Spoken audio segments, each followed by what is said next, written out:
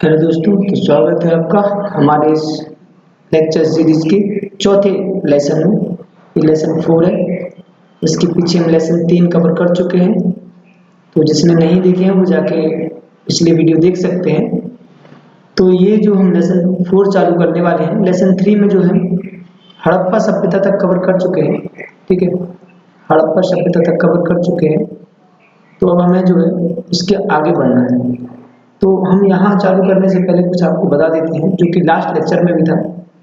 तो हम उसी को यहाँ थोड़ा सा आगे कवर कर लेते हैं कि जो है ये जो वर्गीकरण है, कि हमने आपको उस दिन बताया था कि जो है ये जो वर्गीकरण है ना, ये जो वर्गीकरण है कि किस प्रकार डेवलपमेंट होता है। तो ये जो है, जैसे हमने यहाँ से चालू किया तो हमने आपको बताया था कि कैसे पहले हम आखिटक थे, फिर आखिटक से यहाँ जो है हम धीरे धीरे खाद्य संग्राहक बने, है ना। और खाद्य संग्राहक से धीरे धीरे हम पशुपालक बने, तो हमने पशुपालन वाला हो गया। वैसे पशुपालन के बाद जो है हम धीरे धीरे जो है स्थायी बसना चालू किया, और जब स्थायी बसना चालू किया तो फिर हमने गांव में बसे, फिर धीरे धीरे नगरीकरण की ओर बढ़ता जाता है। तो ये जो है एक सीधा जो स्टेट जो डेवलपमेंट होता है, ये वो तरीका है इसका। और एक जो डेवलपमेंट का जो एक तरीका है जो हमें मैक्स मुलर ने दिया है, वो क्या है वो भी हम देख लेते हैं। तो यदि हम देखेंगे तो पहले हम आखिटक और संग्राहक थे, आखिटक थे, फिर हमने खाद्य संग्राहक बने, है ना। खाद्य संग्राहक के बाद हम धीरे धीरे पशुपालक बने। तो पशुपालक के बाद जो है हम धीरे धीरे यहाँ पे जो है कहाँ तक आ गए, नगरीकरण की प्रक्रिया तक पहुंचे, है ना। और जब हम नगरीकरण की प्रक्रिया के बाद गुजरेंगे तो हम देखेंगे यहाँ इंडस वैली सिविलाइजेशन IVC जो है हम यहाँ तक पहुंच जाएंगे। फिर धीरे क्या इसके बाद क्या होता है कि इंडस वैली सिविलाइजेशन जो है वो पूरी तरीके से समाप्त हो जाती है ना। और कुछ लोग पलायन कर जाते हैं, और जो है जितने भी बड़े बड़े नगर थे वो पूरे नगर क्या हो जाते हैं, जो बड़े बड़े नगर थे वो पूरे बड़े बड़े नगर जो है वो समाप्त हो जाते हैं। फिर हम पुनः वही पशुचारण की स्थिति में आ जाते हैं, और हम पुनः उन बस्तियों में झुग्गियों में रहने लगते हैं, है ना। घास फूस वाली बस्तियों और झुग्गियों में रहने लगते हैं हम लोग। तो ये जो वर्गीकरण दिया हुआ, ये मैक्स मुलर का वर्गीकरण है ना। तो मैक्स मुलर द्वारा दिया गया था हम। और ये जो है हमारे भारतीय या कुछ राष्ट्रवादी जो इतिहासकार होते हैं उनके द्वारा ये डेवलपमेंट का जो विकास का एक तरीका है वो दिया गया है। तो ये मैक्स मुलर द्वारा है ना। और इसकी जो हम आपको पहले ही बता देते हैं कि इसमें करीब ऐसे यूज किया जाएगा NCERT में कि 3500 साल पहले। तो हम पहले ही आपको बता देते हैं कि जो है जो ऋग्वेद का जो समय है मैक्स मुलर के अनुसार वो मतलब वैदिक काल का पूरा तो 1500 से लेकर 500 BCE तक रहेगा, है ना। जिसमें हम आगे भी देखेंगे, जैसे कि हम अगर ऋग्वैदिक काल को आगे बांटे फिर हम यहाँ देखते हैं। जैसे हम ऋग्वैदिक काल को यहाँ बांट लेते हैं, जैसे हमने कहा क्या कहा कि वैदिक काल जो है यहाँ पर 2 भागों में हम डिवाइड कर लेंगे। तो वैदिक काल का जो पूरा पीरियड है हम आपको बता चुके हैं, तो यहाँ से ये वैदिक काल 2 भागों में बढ़ जाएगा, है ना। 2 भाग मतलब इसको पढ़ने के लिए 2 भाग कर लेते हैं। पूरा पार्ट जो है वो ऋग्वैदिक काल पे जाएगा, मतलब ये पूरा भाग जो है ऋग्वेद पर आधारित होगा, है ना, ऋग्वैदिक काल। और एक आ जाएगा उत्तर वैदिक काल। इस ऋग्वैदिक काल को पूर्व वैदिक काल भी कहते हैं, है ना। तो ये जो वैदिक काल का अर्ली एज है, और ये ऋग्वैदिक काल का लेटर एज है ना। लेटर वैदिक पीरियड और अर्ली वैदिक पीरियड इंग्लिश में बोलते हैं। तो अर्ली वैदिक पीरियड और लेटर वैदिक पीरियड याद रखेंगे, है ना। तो जो हम यहाँ बात करेंगे वो ऋग्वैदिक काल पे होगा पूरा, तो हम उसी में देख लेते हैं क्या कहना है आगे, है ना। इस ऋग्वैदिक काल का भी हम एज आपको दे देते हैं कि ये जो है ऋग्वैदिक काल जो है 1500 BCE से 1000 BCE तक रहेगा, है ना। और ये जो है ये 1000 BCE से 500 BCE तक रहेगा, ठीक है। तो ये जो है ऋग्वैदिक काल का और उत्तर वैदिक काल का जो पीरियड रहेगा ये इस समय रहेगा। जैसे इन्होंने बात करेंगे कि देखो वो कहते हैं कि शायद तुमने जो है ऋग्वेद, सामवेद, अथर्ववेद, है ना, अजुर्वेद सबके बारे में सुना होगा। वो कहते हैं सबसे पुराना वेद कौन सा है? ऋग्वेद, जिसकी रचना लगभग 3500 साल पहले। आज से 3500 साल पहले चले जाओ तो इससे हमें 2000 पहले पूरे कवर करने पड़ेंगे, 2000 वो और 1500 साल और पीछे, तो वही हम आपको यहाँ बता रहे हैं, है ना। तो लगभग 1500 साल पहले हुई। और हम आपको जानकारी दे देते हैं जैसे कि ऋग्वैदिक में जो है करीब करीब 1000 जो है 28 सूक्त है ना। कितने सूक्त हैं?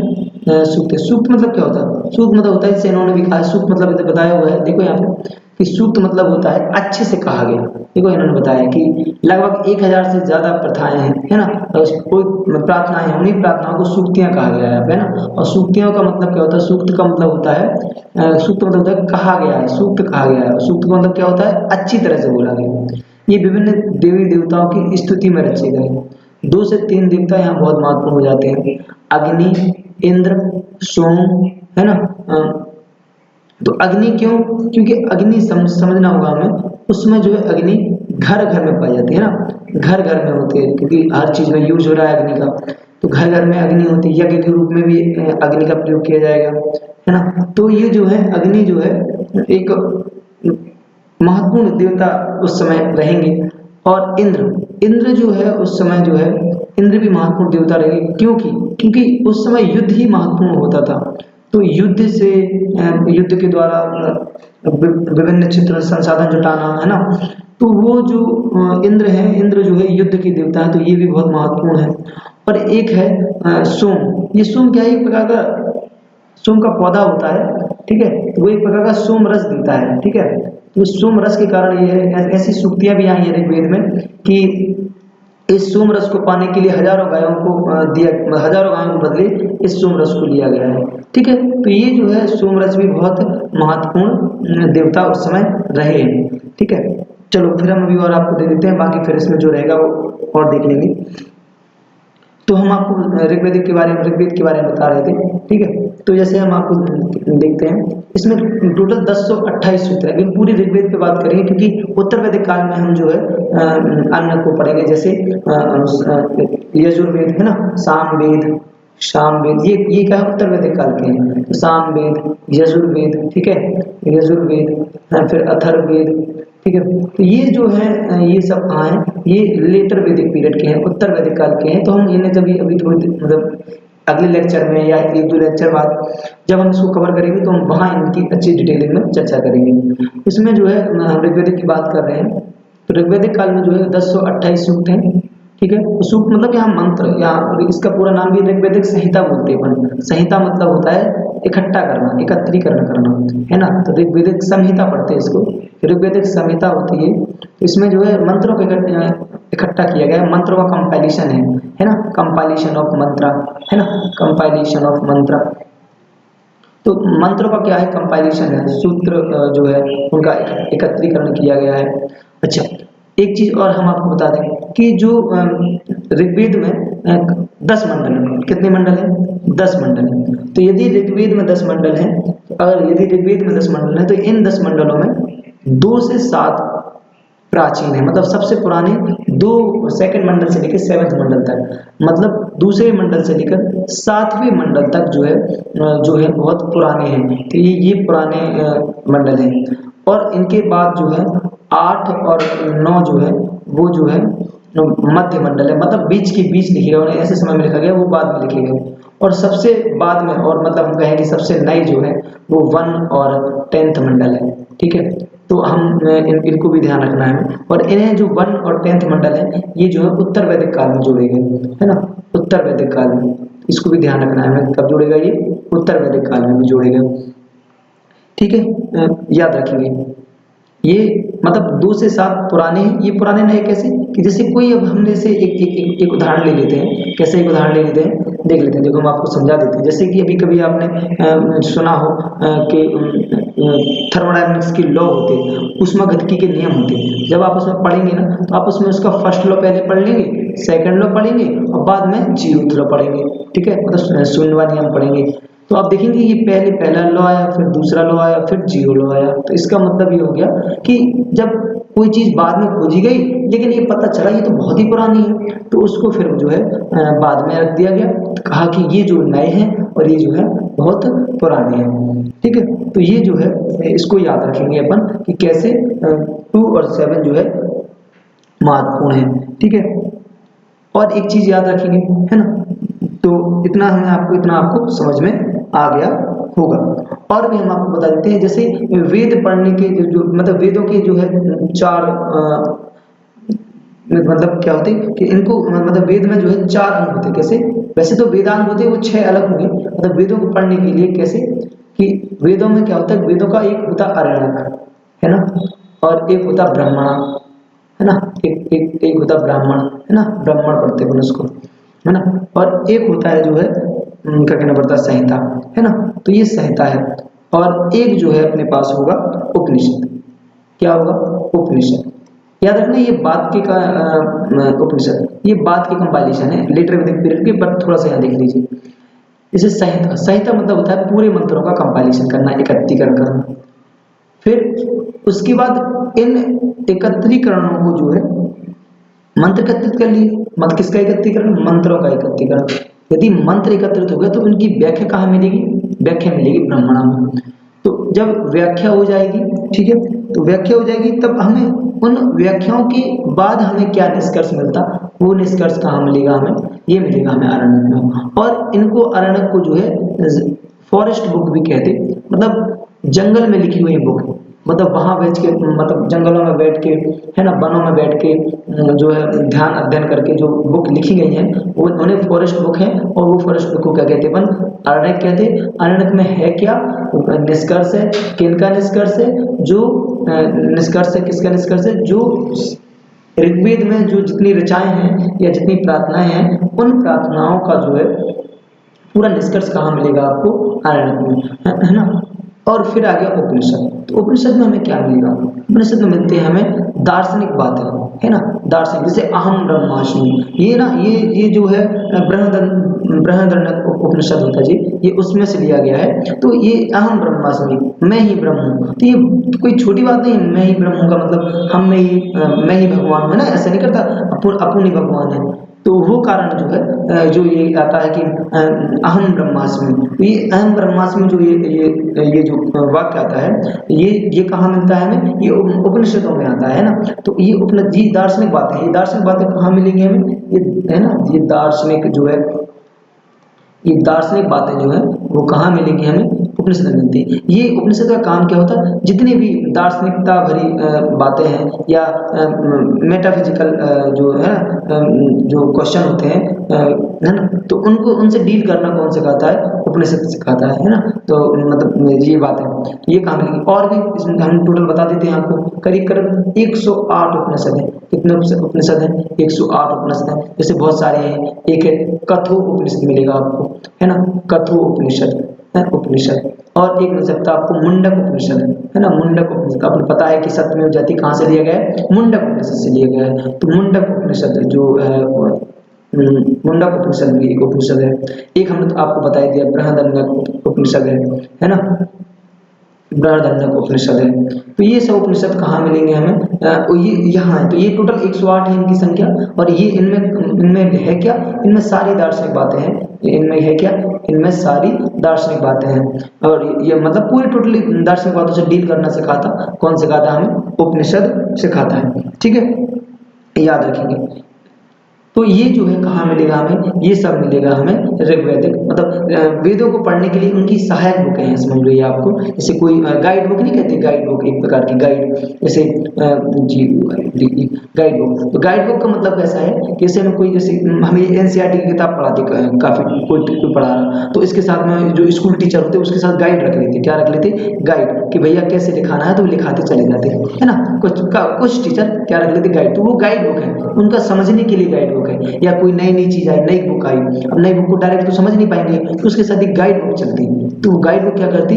इसको समझाने का कार्य करती है कि कैसे आपको पढ़ाना है। तो सेम टू सेम यहाँ बात हो रही है कि ये जो है गाइड बुक है सारी, आर्याणक हो गई, ब्राह्मण हो गई, संहिता हो गई या उपनिषद हो गई। तो ये क्या बताएंगे आपको, ये कैसे टीचिंग मतलब कैसे करना है, मतलब कैसे पढ़ना है ऋग्वेद को, या कैसे उसमें क्या क्या दिया गया है। तो ये सारी जो गाइड सहायक बुक है, ये किसकी सहायक बुक है, ये वेदों की सहायक बुक है, सभी के लिए महत्वपूर्ण है। याद रखेंगे हम जब हम मतलब हम अथर्ववेद पढ़ेंगे तो अथर्ववेद का क्या नहीं है वहाँ पे, आरण्यक नहीं होता है अथर्ववेद का, ठीक है। तो जब हम वहाँ पढ़ेंगे तो हम उसको बता देंगे जब हम लेटर वैदिक पीरियड आपको पढ़ाएंगे, ठीक है। अब हम देख लेते हैं कि यहाँ क्या क्या कहा जा रहा है। ये हमने मैंने यहाँ पे कवर कर लिया कि क्या क्या है, कितनी सूक्तियाँ हैं, कितने मंडल हैं, ठीक है। और हमें आपको एक चीज और बता देंगे, आगे चल के अभी बताएंगे, ठीक है, कि जैसे जो हम आपको बता रहे हैं ना कि क्योंकि ऋग्वेद में हम चलो पढ़ते हैं आगे, फिर देखते हैं धीरे धीरे करके क्या कहा जा रहा है हमसे। तो यहाँ तक पहुंच गए थे। वैदिक प्रार्थनाओं की रचना ऋषियों ने की थी, तो बिल्कुल ऋषियों द्वारा की गई। आचार्य विद्यार्थियों को इन अक्षरों, शब्दों, वाक्यों में बांटकर शाश्वत पाठ कंठस्थ याद करते। तो एक चीज और याद रखनी है, ये सारे जो है हमें जो जितने भी वेद हैं वो कहाँ आते हैं, वो श्रुति की श्रेणी में आते हैं। श्रुति मतलब होता है कि याद कर लेना, है ना। श्रुति होता है याद कर लेना, कंठस्थ याद करना, और फिर याद करके सुन, मतलब क्या करते कि जैसे शिक्षक हो गए तो शिक्षक ने कुछ कहा, है ना, तो कुछ कहा तो जो स्टूडेंट बैठे हुए हैं वो उनको सुनेंगे, तो सुनना ही श्रुति होता है। तो श्रुति जो है सुनी, मतलब सुन के याद करते, ये लोग याद करते, तो याद की गई चीजें हैं और सुनकर याद की गई हैं, तो ये किसकी श्रेणी में आती है, श्रुति की श्रेणी में आती है, ठीक है। किसकी श्रेणी में आती है, श्रुति की श्रेणी में आती है, तो याद रखिए। अधिकांश सूक्तियों की रचना जो है रचयिता जो है सीखने सिखाने वाले पुरुष थे। तो वही हम आपको बता रहे कि टीचर और स्टूडेंट थे, सीखने और सिखाने वाले पुरुष। कुछ प्रार्थनाओं की रचना महिलाओं ने भी की। तो देखो हम आपको बता देते हैं यहाँ पे, अभी आगे हम महिलाओं की स्थिति के बारे में बात करेंगे। कहाँ बात करेंगे कि ऋग्वैदिक काल में स्त्रियों की स्थिति कैसी थी, तो हम उसके थोड़े से निगेटिव और पॉजिटिव सभी पॉइंटों पर बात करेंगे।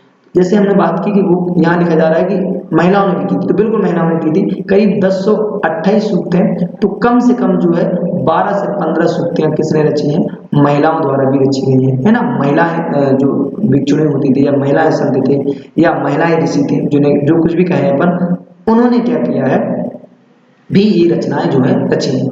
आगे देखेंगे, ऋग्वेद की जो भाषा है वो प्राकृतिक और संस्कृत है, या वैदिक संस्कृत कहलाती है, ठीक है। जो आज की संस्कृत है वो संस्कृत नहीं, उस संस्कृत में क्योंकि पतंजलि की अष्टाध्यायी का बहुत महत्वपूर्ण योगदान है। लेकिन जो पहले की संस्कृत है वो कैसी संस्कृत है, प्राकृतिक संस्कृत है। तो प्राकृतिक संस्कृत वो है, उसे क्या कहते हैं अपन, वैदिक संस्कृत कहलाते हैं, ठीक है। जैसे उसमें लिखा भी उन्होंने लिख दिया कि तुम आजकल जो स्कूल में संस्कृत अपन पढ़ते हैं वो संस्कृत इससे थोड़ी कैसी है, भिन्न है। तो ये वो संस्कृत नहीं है, ये प्राकृतिक संस्कृत है, शुरू की संस्कृत है, प्रारंभ में संस्कृत का जो हुआ है ये उसकी संस्कृत है, ठीक है। जैसे उन्होंने नीचे दिया है, आगे देख लेते हैं कि संस्कृत भाषा जो है वो कैसी है, भारत यूरोपियन परिवार का हिस्सा है। तो संस्कृत कैसी किस किस की है, भारत और यूरोपियन परिवार का हिस्सा है।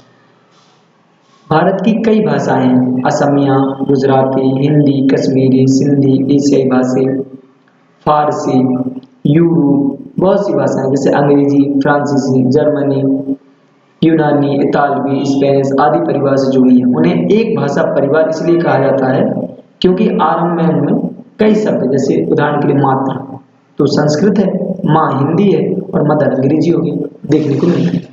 वो कहते हैं क्या आपको इनमें कोई समानता नजर आती है, तो देख लेते हैं।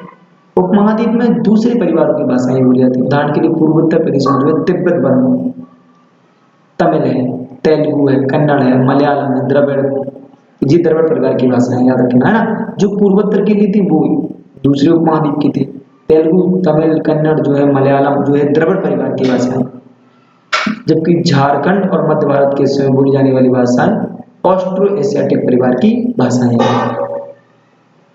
आगे देख लेते हैं क्या कह रहे हैं। हम जिन किताबों को पढ़ते हैं वे लिखी हैं और छपी हैं। ऋग्वेद का उच्चारण किया जाता था, तो इस उच्चारण के कारण ये क्या करते थे, वो सुन लेते थे। इसलिए हमने आपको बताया था कि श्रुति की श्रेणी में आती है। और श्रवण किया जाता था, तो श्रवण किया था, ना कि पढ़ा जाता था, है ना कि पढ़ा जाता था। तो रचयिता कई सदियों बाद इसे पहली बार लिखा गया होगा, और छापने का काम तो महज मुश्किल से 2 साल पहले हुआ, ठीक है। इतिहासकार ऋग्वेद करते हैं कैसे करते हैं, देख लेते हैं वो कैसे करते हैं।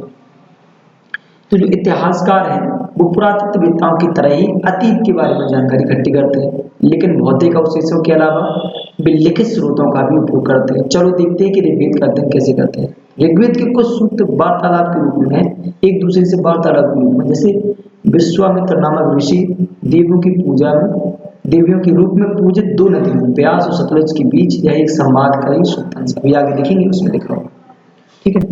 तो चलो, तो ऋग्वेद की पांडुलिपि का एक पन्ना मतलब एक पेज है, जो है मूर्छ जो वृक्ष की छाल है उसकी छाल पे लिखे थे, इसलिए जो है ना क्या कहना पड़ता है ना, जैसे जो है अपन तो भुर्ज जो होती है, भुर्ज के पत्ते होते हैं ना, उसी की छाल पर लिखी थी। तो यह पांडुलिपि जो है कश्मीर में पाई गई थी लगभग 150 साल पहले। तो ऋग्वेद को सबसे पहली बार छापने के लिए इसका उपयोग किया गया था। इसी पांडुलिपियों को देखकर अंग्रेजी हिम्मत तैयार हुआ। यह पांडुलिपि पुणे महाराष्ट्र के एक पुस्तकालय में सुरक्षित है। तो ये जो है नदियों का संवाद है, आप उसको पढ़ लीजिएगा। चलो, हम आपको बताएं कि इस समय राजनीतिक व्यवस्था कैसी थी। तो हमने जाना कि क्या जाना कि ऋग्वैदिक काल में कितनी सूक्तियां हैं, कहाँ हैं, कौन कैसे है और कब क्या कौन लिखा गया है ना, तो इसका ध्यान रखें। एक चीज और हम आपको बता देते हैं, जैसे ऋग्वेद का जो धीरे धीरे आगे कंपाइलेशन हुआ है वो करीब 500 AD लग करके जो है बाद में उसको एकत्रित कर लिया गया पांडुलिपियों के रूप में 500 AD में। और जबकि बात कितनी हो रही है, लगभग 3500 साल पहले, मतलब करीब 1500 BCE में, ठीक है, BCE में। इसकी यहाँ इस समय ये कंठस्थ याद किया जा रहा है एक स्टूडेंट से, मतलब एक छात्र से दूसरे छात्र की ओर जा रहा है, ठीक है। तो ये और इनका फाइनल कंपैरिजन आगे कहाँ होता है, लगभग 500 AD 400 AD के समय, मतलब 500 ईस्वी में, है ना। इतनी चीज को भी हम थोड़ा सा याद रखेंगे। अब हम बात कर लेते हैं कि इस समय जो है कि राजनीति कैसी थी, मतलब राजनीतिक व्यवस्था कैसी थी, कौन इसको चलाता था इस समय को। तो हम धीरे धीरे उन सबकी बात भी कर लेते हैं। तो हम यहाँ लिख लेते हैं राजनीतिक व्यवस्था। क्या लिख लेते हैं, राजनीतिक व्यवस्था। तो राजनीतिक व्यवस्था कैसी थी, तो राजनीतिक व्यवस्था देखने के लिए हमें देखना होगा कि इस समय चल क्या रहा था। तो हम देखेंगे कि इस समय राजा की स्थिति स्पष्ट नहीं है, मतलब कोई राजा नहीं है, समझना, राजा नहीं है, मतलब राजा नहीं है। राजा नहीं का मतलब ये नहीं कि मतलब कोई है नहीं, राजा नहीं है, कोई स्पष्ट स्थिति राजा की नहीं है, ठीक है। जैसे हम आपको देखेंगे राजा नहीं है मतलब कैसे है, जन आधारित है। कैसी आधारित है, जन आधारित है। तो सभी लोग इसको कंट्रोल कर रहे हैं, कोई किसी एक नहीं, ठीक है, जन आधारित है। मतलब पूरा जो वैदिक काल के जो समाज है या राजनीतिक व्यवस्था है वो जनतंत्र आधारित है, जनता पर आधारित है ना, जनजातीय आधारित है, जनजातीय समाज है ना, याद रखेंगे इसको, जनजातीय समाज है। राजा की स्थिति स्पष्ट नहीं है, ठीक है। तो और लोग कैसे जीवन व्यतीत कर रहे हैं, थोड़ा सा ये भी समझ लेंगे। तो लोग जो है खाना बदोश जीवन व्यतीत कर रहे हैं, मतलब एक स्थान से दूसरे स्थान तक जा रहे हैं, अपने लिए खाना की व्यवस्था कर रहे हैं और खाना खा रहे हैं, और बस यही लोगों का जीवन है, खाना बदोश जीवन है। दूसरी बात, ठीक है। अब राजा की स्थिति उपस्थित नहीं है, स्पष्ट नहीं है, मतलब क्या है कि राजा की पहचान राजा के रूप में नहीं है। इनकी पहचान किस रूप में है, कबीले के प्रमुख के रूप में कह सकते हैं, या कबीले के रूप में पहचान है। कोई कबीला है तो उसकी पहचान के रूप में राजा की पहचान है, तो कबीले के रूप में पहचान है। तो यदि कबीले के रूप में पहचान है तो मतलब क्या है, ठीक है, कबीले के रूप में पहचान है। तो अब कबीले के रूप में पहचान किस रूप में, तो इन्हें जनस्य कहा जाता था, जनस्य या जनगोप, है ना, जनगोप। इसका मतलब होता था उस कबीले का प्रधान, है ना। क्या होता था इसका मतलब, कबीले का प्रधान। तो कबीले का प्रधान भी जो है इन्हें कहा जाता था, ठीक है, याद रखेंगे। अच्छा, राजा की बात हो गई, है ना। तो अब और यहाँ पे क्या है, अब राजा है, लेकिन यहाँ देखो, यहाँ बात करेंगे हम इस समय बता रहे हैं आपको कि युद्ध बहुत महत्वपूर्ण हो गए, है ना, युद्ध बहुत महत्वपूर्ण हो गए। तो युद्ध किए जाते थे, युद्ध किस लिए किए जाते थे, जमीनों के लिए युद्ध किए जाते थे, जमीन के लिए युद्ध किए जाते थे। और युद्ध किस लिए किए जाते थे, गायों के लिए युद्ध किए जाते थे। कई ऐसे वाक्य आए हैं जिनके लिए मतलब ऐसे गविष्टि, है ना, गविष्टि करके एक वर्ड आया हुआ है, ठीक है, गव्यतु करके ऐसा एक वर्ड आया हुआ है ना। तो ये सब वर्ड किस लिए आए हैं, युद्ध में मतलब जीतने के लिए, गायों के लिए है, तो गायों के लिए, लेकिन युद्ध में, तो ये युद्ध करके मतलब गायों को लाया जाता था, उन्हें जीता जाता था। तो युद्ध भी हुए हैं गायों के लिए, तो युद्ध के लिए हमें सेना की जरूरत पड़ती होगी। तो यहाँ जो है कोई स्पष्ट सेना नहीं है, इस समय ध्यान रखेंगे, स्पष्ट सेना नहीं होती थी। जैसे कोई आवश्यकता पड़ी है, मान के चलो कोई किसी एक क्षेत्र के व्यक्ति ने किसी दूसरे कबीला पे, एक कबीला के व्यक्ति ने दूसरे कबीले के व्यक्तियों के ऊपर आक्रमण कर दिया, तो आक्रमण के बाद क्या करेंगे वो, कि जो कबीले के लोग ही होंगे वही क्या बन जाएंगे, उस समय सेना बन जाएंगे। तो कबीले के लोग आवश्यकता पड़ने पर सेना बन जाया करते थे, है ना। तो कबीले के लोग या प्रजा, जो उस समय की प्रजा थी, वो प्रजा ही क्या बन जाया करती थी, प्रजा ही, कबीले के लोग ही सेना के रूप में होते थे, है ना। तो सेना के रूप में हुआ करते थे, रूप में हुआ करते थे, ठीक है। तो ये क्या हो गई, ये उस समय का राजनीतिक व्यवस्था है कि कोई स्पेशल सेना नहीं है, वहां सेना के लिए वही कबीले के लोग हैं जो बाद में सेना बन जाया करेंगे। और जब सेना का काम, मतलब जब कोई आक्रमण समाप्त हो गया या वो जीत लिया उन्होंने उसको, तो वो फिर अपने एक साधारण व्यक्ति के रूप में जीवन यापन करने लगेंगे। अच्छा, और हम बात कर लेते हैं यहाँ राजा का दायित्व जो है, वो जो राजा का दायित्व रहेगा आपका चौथे नंबर में, तो राजा का दायित्व ज्यादा नहीं है, ठीक है। राजा का दायित्व ज्यादा नहीं, राजा के ऊपर ज्यादा दायित्व नहीं दिया गया, क्योंकि राजा जैसी कोई व्यवस्था है ही नहीं, सभी प्रधान के रूप में है, लेकिन ये सब नियंत्रित किससे हो रहे हैं, यहाँ राजा को कोई दायित्व नहीं। तो यहाँ कुछ वर्ड आते हैं, समिति और सभा जैसे वर्ड आते हैं, सभा और समिति और विदत, ये तीन चीजें वर्ड आती हैं। तो ये क्या है, ये विदत और सभा समिति क्या है ना, विदत करके ऐसा एक वर्ड आता है। तो सभा क्या है, सभा ऐसा समझ सकते हैं कि सभा जैसे आज की, जैसे नहीं कहते मंत्री परिषद, है ना, मंत्री परिषद, तो मंत्री परिषद या मंत्रिमंडल समझ लो, मंत्रिमंडल और मंत्री परिषद जैसे जो लोग समझ लो, तो मंत्री परिषद में गिने चुने लोग रखते हैं, जैसे प्रधान, आज के समय में हम बात करें तो प्रधानमंत्री, है ना, और जैसे गृह मंत्री, है ना, होम मिनिस्टर, और कुछ महत्वपूर्ण व्यक्ति, तो 6-7-8 लोगों का मंत्रिमंडल बनाया जाता है ना। तो है ना मंत्री परिषद, तो मंत्री परिषद समझ गए, मंत्री परिषद की बात होगी, तो एक स्पेशल तौर पे बनाया जाता है कि जो पूरी पूरा मंत्री परिषद होती है उसका काम नहीं इतना ज्यादा महत्वपूर्ण नहीं होता, लेकिन इन पूरी पावर इन लोगों के हाथ में होती है। पीएम हो गए, है ना, प्रधानमंत्री हो गए, गृह मंत्री हो गए, वित्त मंत्री भी इसमें जोड़ लो, तो ये कुछ लोगों के पास जो है एब्सोल्यूट पावर होती है, ये पूरे जो है समाज क्या करते हैं, नियंत्रित करते हैं। तो वैसे क्या होता था, ये सभा होती थी जो कि एक उच्च लोगों की सभा हुआ करती थी, ठीक है। तो उच्च लोगों की सभा मतलब कुछ उच्च व्यक्तियों की सभा, जो एब्सोल्यूट पावर अपने हाथ में उस समय रखते होंगे। दूसरी बात समिति, समिति जैसे आज की बात कर लो, पूरा जैसे पूरा मंत्रिमंडल हो गया, पूरा मंत्रिमंडल, कितना मंत्रिमंडल का विस्तार होता है, तो वो पूरा मंत्रिमंडल आज की समिति की तरह हो गई। और ये सभा और समिति किस पर नियंत्रण रखते थे, राजा पर नियंत्रण रखते थे।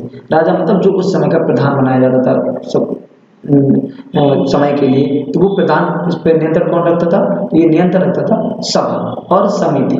एक विदत वर्ड भी है, तो ये विदत वर्ड जो है, ये विदत वर्ड में काफी जो है विवाद उत्पन्न है, लेकिन एक जो सामान्य अवधारणा है वो कैसी अवधारणा है कि विदत क्या रहा हुआ है, एक अनुष्ठानिक जो है या धार्मिक कार्यों के लिए, अनुष्ठानिक या धार्मिक कार्यों के लिए बनी हुई एक संस्था रहेगी जो धार्मिक कार्य कराया जाता है। जैसे कोई युद्ध के लिए जा रहे हैं तो धार्मिक कार्य कौन करेगा, तो वो धार्मिक कार्य करने के लिए जो है, अनुष्ठानिक या धार्मिक कार्य करने के लिए विदत जैसी संस्था जो है यहाँ पे है।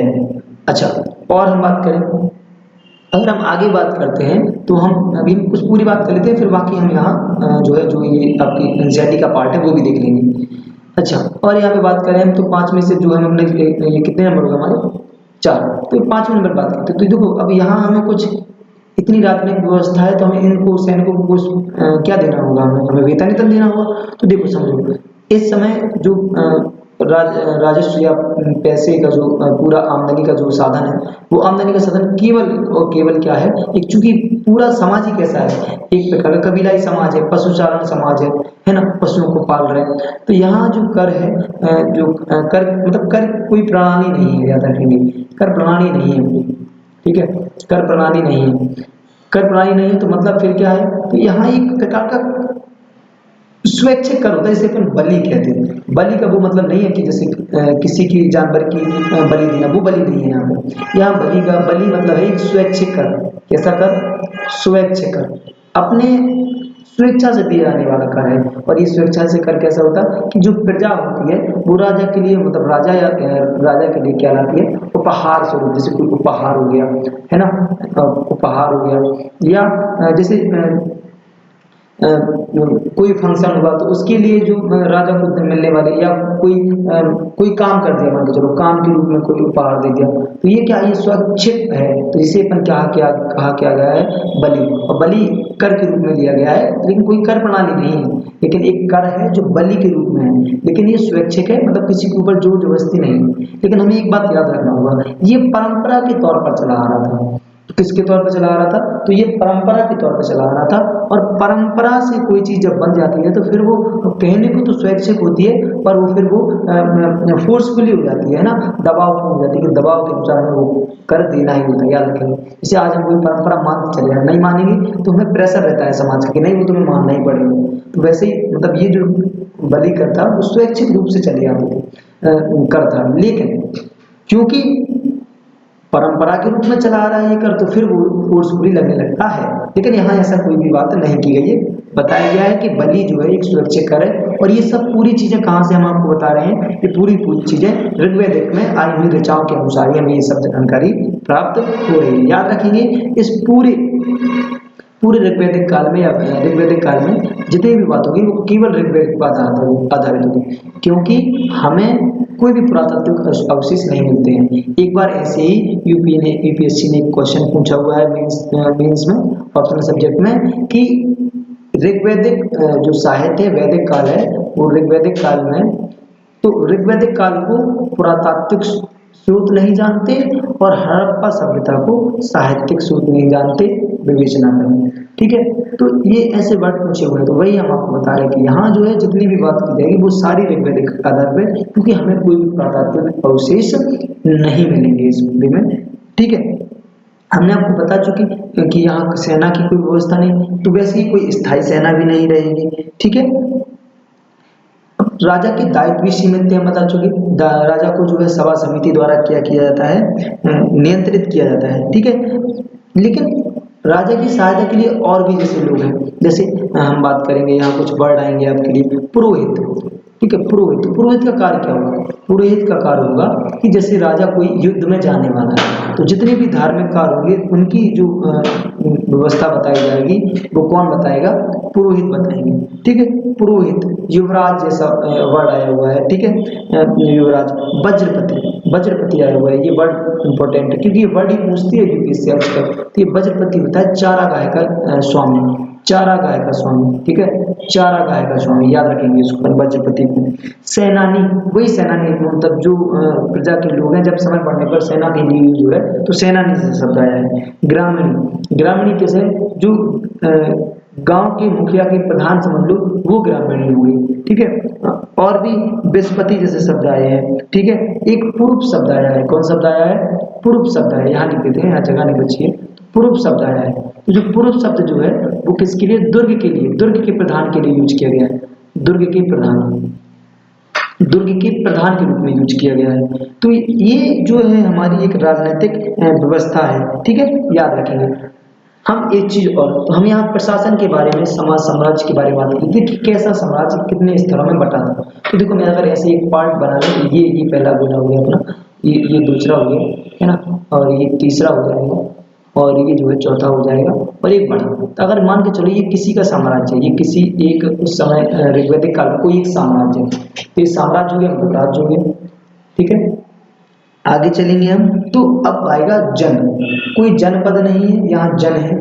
ठीक है, और जन के मुखिया को हम जो है गोप के बता चुके हैं आपको, गोप, जन, गोप, गोप बता चुके हैं। ठीक है, ये सेकंड विभाजन है। और ये जो थर्ड विभाजन है, ये क्या है, ये हम आपको बता देते हैं। ये जो है क्या है, विष है।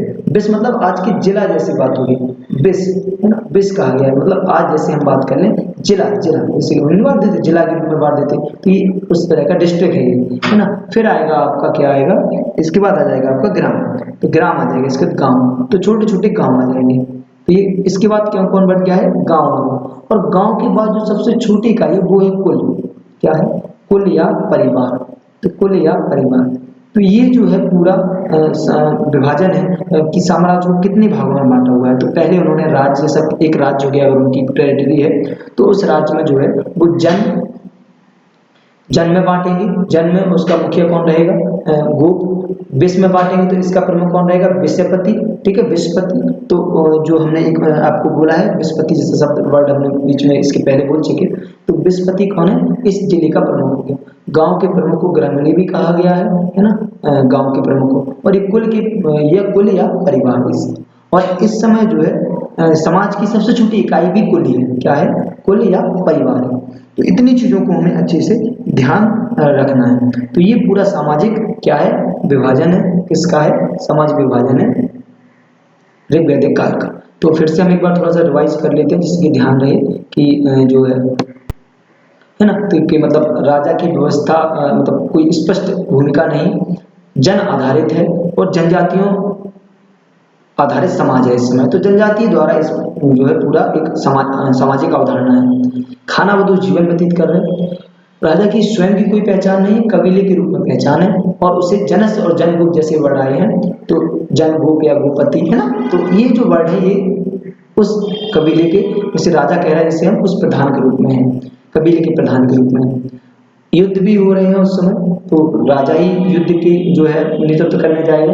तो युद्ध किस लिए हो रहा है, या तो जमीन के लिए युद्ध हो रहा है या गायों के लिए युद्ध हो रहा है। और गायों के युद्ध के लिए हमें कैसे पता चलता है, ये वर्ड आ रहे हैं गविष्टु और गवेतु जैसे शब्द, जो क्या बता रहे हैं कि युद्ध के समय गायों को कैसे जीता गया। स्पष्ट सेना नहीं है, स्पष्ट सेना नहीं है, वही जो लोग प्रजा है वही समय आवश्यकता पड़ने पर सेना के रूप में उपयोगी होंगे।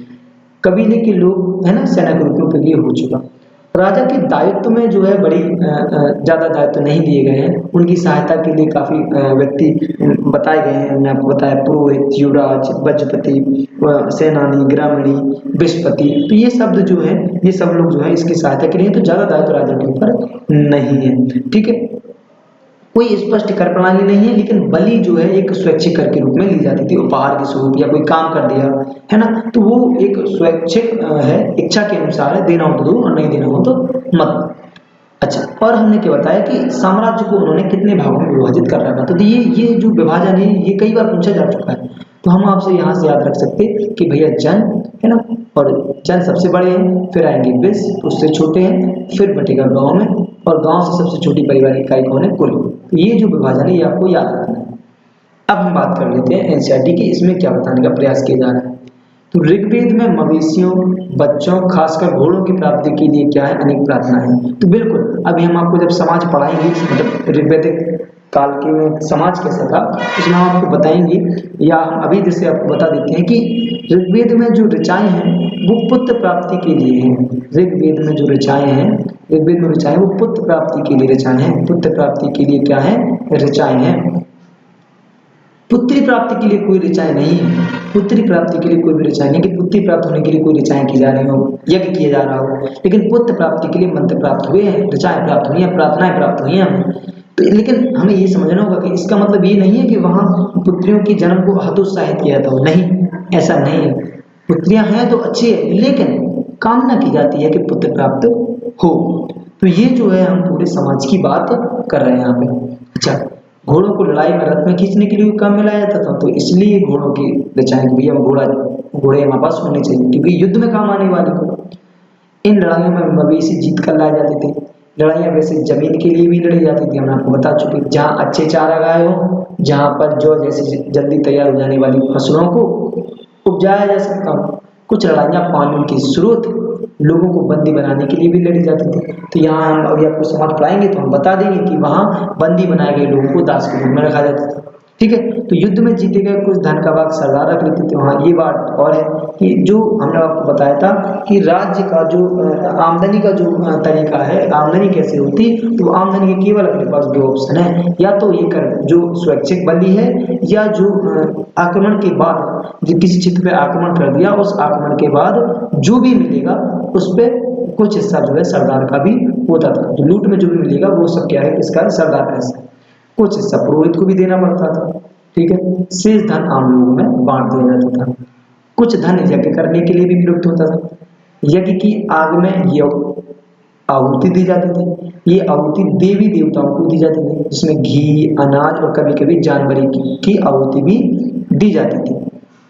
अच्छा, एक चीज और हम आपको याद रखेंगे कि याद रखना है हमें कि जो इस समय, चलो हम थोड़ा सा इसको रफ कर देते हैं ना, तो इस समय जो है अग्नि और इंद्र, हमने आपको बताया कि बहुत महत्वपूर्ण रहे। तो अग्नि क्यों महत्वपूर्ण रही, देखो समझ, अग्नि के हमने दो तीन कारण आपको बताए कि घर घर में एक तो यूज है, ठीक है।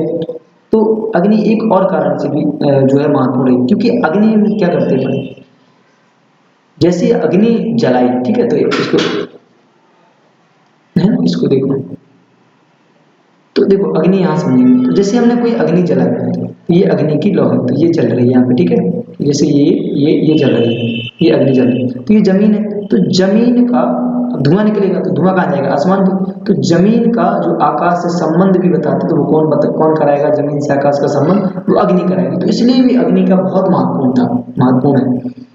आगे हम देख लेते हैं क्या कह रहा है। अधिकांश पुरुष इन दो में भाग लेते, तो हम आपको बता चुके। कोई स्थायी सेना नहीं, ये हम आपको बता चुके, लेकिन लोग सभाओं में मिलजुल कर रहते थे, युद्ध व शांति के विषय में सलाह मशवरा किया करते थे।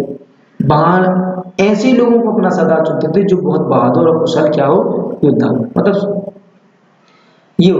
अब लोगों की विशेषता बताने वाले शब्द, मतलब अगर हम बात करें तो लोगों का वर्गीकरण, अब हम यहाँ बात कर लेते हैं समाज की, है ना। तो जैसे हम एक चीज और बात कर लेते हैं, फिर हम आपको इसमें इसका अर्थशास्त्र बता देंगे, मतलब आर्थिक व्यवस्था कैसी थी, व्यापारिकता क्या था। तो हम समाज की बात करें, यहाँ जो बात की जा रही है वो रियलिटी में समाज की बात की जा रही है कि समाज कैसे थे, ठीक है। तो वो लोगों का वर्गीकरण काम, भाषा, परिवार या समुदाय, निवास स्थान या सांस्कृतिक परंपरा के आधार पर किया जाता है। मतलब जैसे हम तुम्हें एक उदाहरण देते हैं कि लोगों का वर्गीकरण कैसा था, ऐसा नहीं था कि आज जैसे जो जन्म से जो कुछ है वही चलता आ रहा, नहीं। यहाँ कर्म के आधार पर विभाजन था, किसके आधार पर विभाजन था, कर्म के आधार पर विभाजन था, कर्म के आधार पर विभाजन, ठीक है। कर्म के आधार पर विभाजन कैसा, कि यदि कोई व्यक्ति, उसके घर में मान के चलो कोई खेती होती है, या मान के चलो बड़ा ही है वो, है ना, फर्नीचर बनाता, तो वो बनाता है, लेकिन उस अगर वो पढ़ लिख कर अगर यदि वो पुरोहित वाला काम भी करने लगेगा तो कोई बात नहीं थी, समझ रहे, तो वो सर्वमान था। तो कर्म के आधार पर विभाजन था, भाषा के आधार पर, और परिवार, समुदाय, निवास स्थान, सांस्कृतिक परिवार के आधार पर किया गया, लोगों का वर्गीकरण इस आधार पर किया गया। विभाजन मतलब ये नहीं है कि वो आज के नेगेटिव सेंस में नहीं, विभाजन मतलब बटे होते वर्गीकरण था कि ये काम इस वाले लोग हैं, ये वाले लोग हैं, ठीक है। दोनों समूह हैं, ऐसे दो समूह हैं जिनका वर्गीकरण काम के आधार पर किया गया है। पुरोहित जिन्हें कभी कभी ब्राह्मण भी कहा जाता है, मतलब पुरोहित ब्राह्मण, है ना, और तरह तरह के यज्ञ और अनुष्ठान करते थे। दूसरे लोग थे राजा। तो यहाँ वैसे दो लोगों के समूह, हमें आपको एक समूह और बता देते हैं, जो तीनों ऋग्वेद में बात की गई है और कोई बात नहीं की गई। एक ऐसे लोग मतलब जो अनुष्ठान करते थे, ठीक है, तो एक हो गए पुरोहित, क्या हो गए, पुरोहित या ब्राह्मण जो आपको कहा जा रहा है, और दूसरे हैं पुरोहित या ब्राह्मण, पुरोहित या ब्राह्मण हो गए। अब दूसरे बचे कौन बचे, राजा, और तीसरे थे सामान्य लोग, तीसरे थे सामान्य लोग। तो ये है जो मतलब पूरे ऋग्वेदिक काल में समाज की व्यवस्था यही है कि क्या करेंगे लोग, वर्गीकरण तीन प्रकार से है, ठीक है। दूसरी बात, ये जो समाज है हम आपको पहले बता चुके, कबीलाई और जनजातीय समाज है, ठीक है, समाज है। हम आपको एक उदाहरण भी दे सकते हैं, जैसे जो ऋषि वशिष्ठ है, सॉरी ऋषि विश्वामित्र है, कौन है, ऋषि विश्वामित्र। तो जन्म से जो है ये राजा के परिवार के थे, है ना, राजा के परिवार के थे, लेकिन इन्होंने पुरोहित वाला काम किया। समझ में आ रही बात आपको, है ना, पुरोहित थे ये। तो इस तरह कर्म के आधार पर लोगों का विभाजन है इस समय, है ना। और हम बात कर लेते, समाज की बात कर लेते, है ना, बाकी फिर हम इसके आगे दिख लेंगे। यहाँ भी बात कर लेते, ये जो समाज है, हम समाज के ऊपर हमने दो लाइनें बता दी, अब वो भी लिख लेना, यहाँ भी लिख लेना। समाज कैसा है, समाज पितृसत्तात्मक समाज है, पितृसत्तात्मक समाज है। लेकिन इसका मतलब ये नहीं कि महिलाओं की स्थिति खराब है, महिलाओं की स्थिति भी ऊंची है और महिलाओं की स्थिति बहुत अच्छी है, ठीक है। महिलाएं जो है यज्ञ में साथ बैठती हैं, किसके साथ, महिलाएं जो है यज्ञ में साथ बैठती हैं अपने पतियों के साथ, ठीक है। तो पति के साथ महिलाएं कहाँ बैठती हैं, यज्ञ में बैठती हैं, यज्ञ में, ठीक है। तो अच्छी स्थिति है महिलाओं की। और भी हम आपको बता देते हैं, समाज में वीर पुरुषों की कामना की थी। वो हमने आपको बता दिया क्यों की जाती, क्योंकि युद्ध करने के लिए किसको चाहिए, एक अच्छा युद्ध करने वीर पुरुष चाहिए, तो इसलिए वीर पुरुषों की कामना की जाती है। ठीक है, याद रखेंगे। और हम समाज में आपको बता देते हैं जो है समाज में महिलाओं की जो शादी है वो यौवन मतलब किशोर अवस्था के बाद, तो महिलाओं की जो शादी है वो यौवन आरंभ होने के बाद है ना, मतलब करीब वही 12 से 16 एक एज है ना। तो ये उस समय जो है महिलाओं की शादी की जा सकती थी। हमने बता चुके हैं आपको कि यज्ञ में जो है 7 महिलाएं बैठती थी। महिलाओं की स्थिति मुखिया के रूप में नहीं है। मुखिया अभी भी कौन है, याद रखें। तो ये पितृ सत्तात्मक समाज की विशेषता ही है। और पूरी जब इतिहास पढ़ेंगे, पूरे इतिहास के काल में महिलाओं की स्थिति द्वितीयक होना ये हर समाज की विशेषता रही है। ठीक है, याद रखेंगे। बस कहीं बहुत ज्यादा स्थिति खराब है तो कहीं उनकी स्थिति बहुत अच्छी है, बस इतनी है। बाकी मुखिया का काम कौन है, मुखिया घर का कौन है, अभी भी घर का पुरुष। मुखिया कौन है, घर का पुरुष। तो ये जो है महिलाओं की मतलब ये उस समय का समाज है। ठीक है, घर में कोई भी नहीं आता। जैसे आज भी घर में जो है मुखिया जो है पुरुष है। अब धीरे धीरे अवधारणा बदली है, बहुत सारे घर अब महिलाएं भी चला रही हैं, बट उस समय जो है मुखिया कौन होते थे, पुरुष हुआ करते थे। तो पूरे घर पर नियंत्रण और नियमन किसका रहता था, उन पुरुषों का ही रहता था। ठीक है, याद रखेंगे हम इस बात को भी। ठीक है, लेकिन पुरुष ऐसे नहीं है कि बहुत खराब है, तो करुणाशील है पुरुष। कैसे है, करुणाशील है, क्षमाशील है ना, करुणाशील है, क्षमाशील है। पुरुषों में जो है ये गुण पाए जाते हैं। आइए समझ, ऐसे मतलब कोई खराब पुरुष नहीं है। नियमन जरूर किया जाता है पुरुषों द्वारा, लेकिन करुणाशील है, क्षमाशील है पुरुष। ठीक है, और भी हम बात कर लेते हैं। ठीक है, इस समय समाज में ये 2-3 जैसे समाज में विवाह किस प्रकार के थे, तो समाज में जो है एक तो एकल विवाह है ही, कोई दिक्कत है नहीं, है ना, जैसे विवाह है तो वो हो गया। अच्छा, एक होता था बहुपति विवाह, बहुपत्नी विवाह। इसमें क्या है, हम इनके मतलब को भी समझ लेते हैं। बहुपत्नी विवाह, पत्नी विवाह। तो बहुपति विवाह का मतलब है कि एक पत्नी का बहुत सारे पति होना। ठीक है, बहुत सारे मतलब बहुपति विवाह। इसका एक उदाहरण अगर हम थोड़ा सा इसको झांकने का प्रयास करें तो ये हमें कहाँ मिल जाएगा, मतलब एक पत्नी का है ना, याद रखेंगे, एक पत्नी के एक से अधिक पति होना। तो इसका एक हम उदाहरण मिल जाएगा हमें महाभारत में। जो द्रौपदी थी जो है ना, तो उनके जो क्या कहना पड़ता है, जो पति थे वो पांच थे। तो हम ये वहां से हमें रिफ्लेक्ट होता है कि देखिए वहां एक प्रकार के बहुपति विवाह थे। बहुपत्नी विवाह भी बहुत ज्यादा प्रचलित थी। ठीक है, तो ये तो ठीक है, सामान्य कह रहे हैं उस समय की बात है कि बहुपत्नी विवाह बहुत ज्यादा। बहुपति विवाह जो है वो हमें कुछ चटक चटक ही मिलते हैं ना, तो इसको भी याद रखेंगे। एक और विवाह चलता था नियोगी प्रथा, इसको भी याद रखना होगा। नियोगी प्रथा, पुनर्विवाह भी होता था, है ना, याद रखेंगे। पुनर्विवाह या विधवा विवाह जो है भी होता था। पुनर्विवाह के अंदर विधवा विवाह आ जाएगा, तो नियोगी प्रथा समझ लें, फिर हम पुनर्विवाह को समझते हैं। तो नियोगी प्रथा वह प्रथा है कि जैसे कि कोई महिला होगी, ठीक है, तो अब उसका जो है उस महिला का जो है पति जो है वो कहीं लुप्त हो गया है, कहीं गुम गया है, तो वो अपने घर में अपने देवर के साथ, है ना, देवर के साथ जो है विवाह कर सकती थी, या संतान उत्पत्ति के लिए कह सकती थी। तो ये जो प्रथा है वो कौन सी प्रथा कहलाती थी, नियोगी प्रथा कहलाती थी। बहुत मोस्ट इंपॉर्टेंट है, पूछा गया है तो इसको याद रखना जरूरी है। पुनर्विवाह का मतलब कैसा है, पुनर्विवाह का ये मतलब है कि यदि किसी महिला का पति या तो मृत्यु हो गई है या वो लुप्त हो गया, कहीं खो गया है, तो दोबारा विवाह किया जा सकता है। तो पुनर्विवाह की कंडीशन है, बट लेकिन पुनर्विवाह उस समय जो है कैसा है, पुनर्विवाह प्रचलित है। तो ये क्या है, पूरा समाज है। समाज में गोत्र की अवधारणा भी आ रही है ना, समाज में क्या आ रही है, जो है थोड़ी नियोगी प्रथा और पुनर्विवाह है ना, तो इन चीजों को भी ध्यान रखना बहुत जरूरी है। ठीक है, तो इनका ध्यान रखना जरूरी है। ये पूरा समाज है। तो ऐसा करते हैं कि अभी हम जो है इसको यही विराम दे लेते हैं, और इसमें अभी हम और बात करेंगे हम इस समय की व्यापार या अर्थव्यवस्था की बात करेंगे, ठीक है। हम इसको अगली वीडियो में लेके आते हैं। और अर्थव्यवस्था के बाद हमें जो है धर्म की भी बात करना है कि यहाँ किस समय का धर्म था। और हमें ये भी ध्यान रखना है कि ऋग्वेद या मतलब पूरे हम ऋग्वेद करा देंगे आपको, इसके बाद उत्तर वैदिक काल करा देंगे और उसके बाद जो है फिर उत्तर वैदिक काल भी पढ़ना है हमें। और जब उत्तर वैदिक काल खत्म हो जाएगा तो हम इस पूरे वैदिक काल का महत्व भी देखेंगे कि हमें इस पूरे वैदिक काल का महत्व क्या है। तो ये पूरा इतनी डिटेल में इसको पूरी तरीके से क्या करने वाले हैं, खत्म करने वाले हैं, है ना। इस तरीके से हमें पूरा कवर करना है, ऐसे पढ़ना है हमें इसको। फिर हम ये आपके लिए थोड़ा सा कर देते हैं। जैसे जनता या पूरे समुदाय के लिए दो शब्दों का इस्तेमाल होता है, एक था जन, हम आपको पहले बता चुके, जिसका अन्य भाषा में होता है, और दूसरा था वैश्य। आगे ऋग्वेद में विश्व और जनों के नाम मिलते हैं, पुरुजन या विश्वजन, भरतजन, है ना, ये सब की बात हमें यहाँ पे मिलती है। अच्छा, और भी हम आपको जानकारी दे देते हैं। क्या कह रहा है, जिन लोगों ने इन प्रार्थनाओं की रचना की वे कभी भी खुद को आर्य कहते थे, अपने विरोधियों को दास या दस्यु कहते थे। दस्यु वे लोग थे जो यज्ञ नहीं करते थे, शायद दूसरी भाषा में बोलते थे। बाद के समय में दास शब्द का मतलब गुलाम हो गया, ठीक है।